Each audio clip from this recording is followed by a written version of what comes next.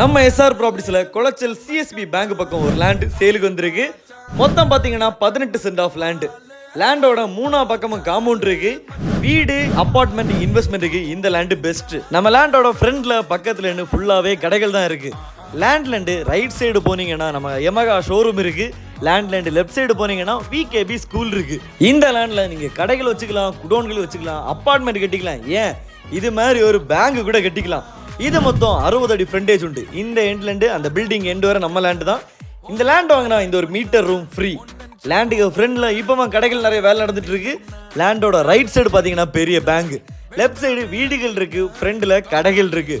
ரொம்பவே டிமாண்டான ஏரியா, நிறைய கடைகள் இருக்கு. நல்லா யோசிச்சுக்கோங்க. பக்கத்துல யமகா ஷோரூம், லேண்டை தொட்டு பக்கத்துல ஒரு பேங்க் இருக்கு.